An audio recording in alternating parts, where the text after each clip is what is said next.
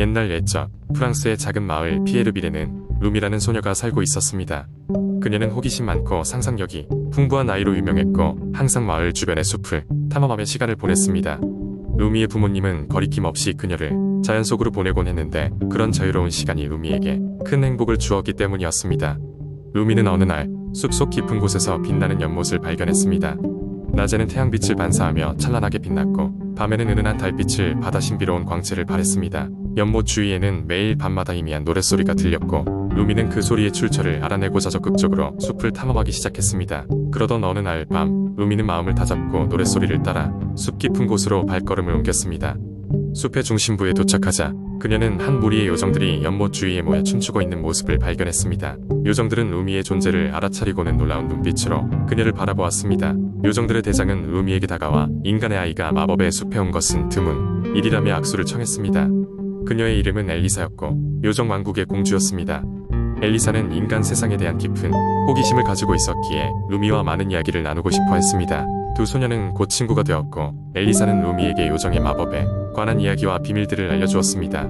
그 후로 루미는 마을과 숲을 자유롭게 오가며 엘리사와 요정 나라를 방문했습니다.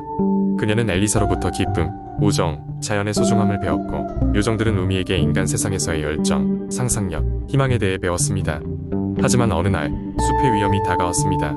근처에서 벌목을 시작한 사람들이 점차 마법에 숲으로 무턱대고 들어오고 있었던 것입니다.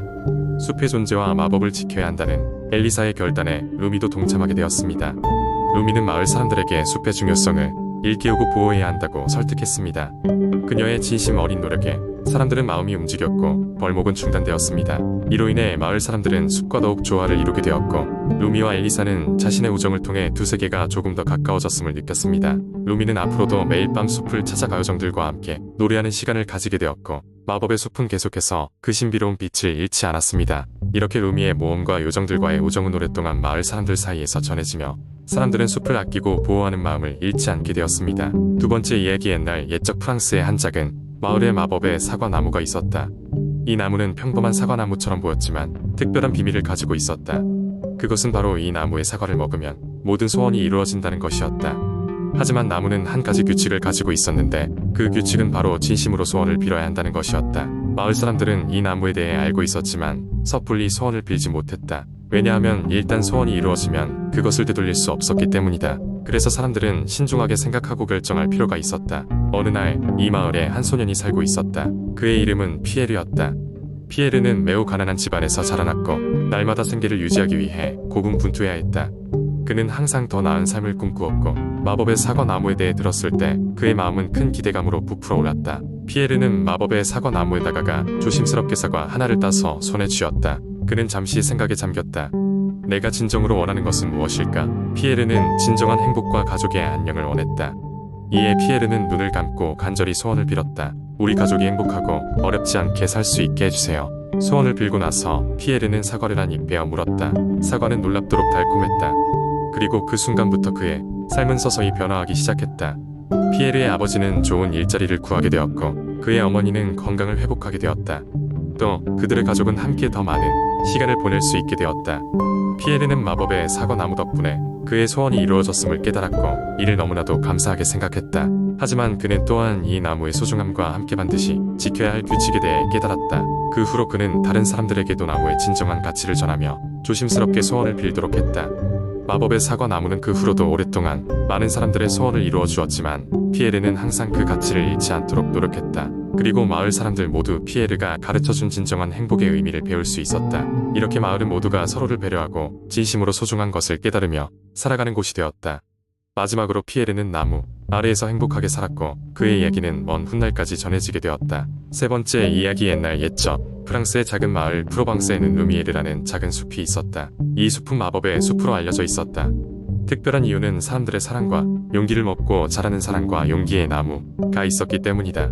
마을 사람들은 루미에르 숲을 각별히 아꼈다. 왜냐하면 숲이 무성해질수록 마을이 번영한다는 전설이 전해져 내려왔기 때문이다. 이 나무는 마을 사람들에게 희망을 주고 어려움이 닥칠 때마다 그들에게 용기를 불어넣었다. 하지만 이 나무에 얽힌 전설은 그리 단순한 것이 아니었다. 먼 옛날 이 나무는 잃어버린 사랑의 눈물을 흘리던 한 소녀에 의해 탄생했다고 전해진다. 소녀의 눈물이 땅에 떨어지자마자 놀랍게도 작은 묘목이 자라났다고 한다. 그 묘목은 점점 커지기 시작했고 그렇게 사랑과 용기의 나무가 되었던 것이다. 세월이 흘러 이 마을에는 클레르라는 어린 소녀가 살고 있었다. 클레르는 매일 숲을 찾아 나무에게 자신의 고민을 이야기하곤 했다. 특별히 내성적이었던 그녀는 나무와 대화하면서 자신감을 얻고 매일매일 조금씩 성장해 나갔다. 나무는 클레르뿐만 아니라 마을의 모든 사람들에게 아무런 대가 없이 조언을 해주며 그들을 도와주었다. 그러나 어느 날 근처 왕국의 탐욕스러운 왕이 이 전설의 나무에 관심을 갖게 되었다. 왕은 나무를 베어 자신의 왕궁에서 소유하며 그 힘을 독차지하려 했다. 왕의 부하들이 나무를 향해 다가가는 순간 마을 사람들은 용기를 내어 그들을 막으러 숲으로 모여들었다. 그들은 왕의 부하들에게 이렇게 외쳤다. 나무는 우리 모두의 것이며 평화의 상징이다. 그 나무를 해치지 말라. 이때 클레르는 용기 있게 앞으로 나섰다. 그리고 나무 앞에서 평소 나무에게서 배웠던 사랑과 용기의 의미에 대해 열정적으로 이야기했다. 그녀의 진심 어린 목소리에 감동한 왕의 병사들은 결국 발길을 돌리고 말았다. 왕은 클레르의 진심이 담긴 말을 듣고 깊은 반성을 하였다. 그는 나무와 마을을 지키기로 하고 더 이상 그 숲을 침범하지 않을 것을 약속했다. 이 사건 이후로 루미에르의 나무는 더욱더 사람들의 사랑을 받게 되었고 마을은 번영과 평화의 세월을 지속할 수 있었다.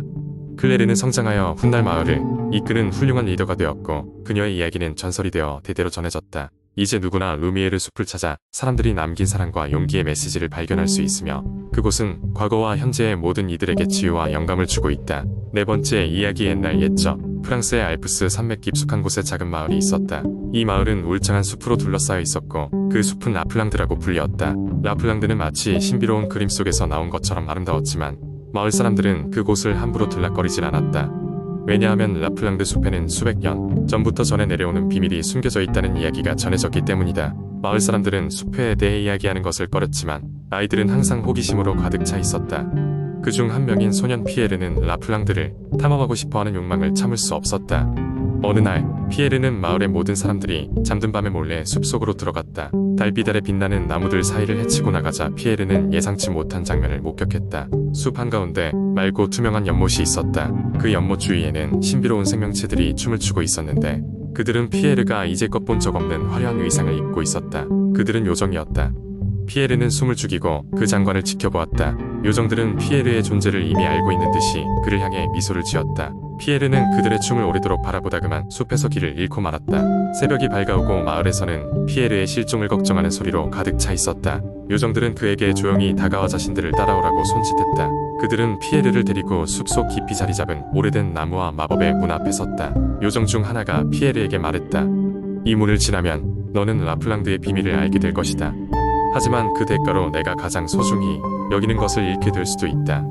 아직 늦지 않았으니 돌아가거라. 피에르는 잠시 고민에 빠졌지만 결국 호기심을 이기지 못하고 문을 열고 안으로 들어갔다. 문 안으로 들어간 피에르는 시간과 공간을 초월한 황홀한 세상에 도착했다. 이 세상은 모든 것이 황금빛으로 빛났고 이상하고도 아름다운 음악이 끊임없이 흐르고 있었다. 그는 그곳에서 마치 시간의 개념이 존재하지 않는 것처럼 느껴졌다. 피에르는 알 수 없는 평화로움을 느끼며 그곳을 탐방했다. 그러나 어느 순간 피에르는 자신이 마을로 돌아가야 한다는 것을 깨달았다. 그는 돌아갈 길을 찾으려 했지만 황금빛 세상의 길은 어느 것도 그에게 익숙하지 않았다. 그때 요정들이 나타나 걱정하지 말라는 듯이 미소 지으며 피에르를 숲으로 안내했다. 밖으로 나왔을 때 그는 이미 아침이 되어 있었고 마을 사람들이 그를 찾고 있었다. 피에르가 숲에서 나와 무사하다는 소리가 마을에 퍼지자 모두가 환호성을 질렀다. 피에르는 그날 밤의 여행을 기억하며 두 번 다시 숲을 함부로 찾지 않겠다고 다짐했다. 시간이 지나고 피에르는 나이가 들었지만 그날 밤의 기억은 언제나 그의 마음속에 남아 있었다. 그는 마을 아이들에게 라플랑드의 숲과 그 신비로운 이들의 이야기를 들려주며 숲의 아름다움과 비밀의 중요성을 가르쳤다. 숲은 여전히 마을 곁에 있었고 사람들은 그 안에 무엇이 숨겨져 있는지 몰랐지만 이제는 피에르의 이야기를 통해 경애와 존중의 대상이 되었다.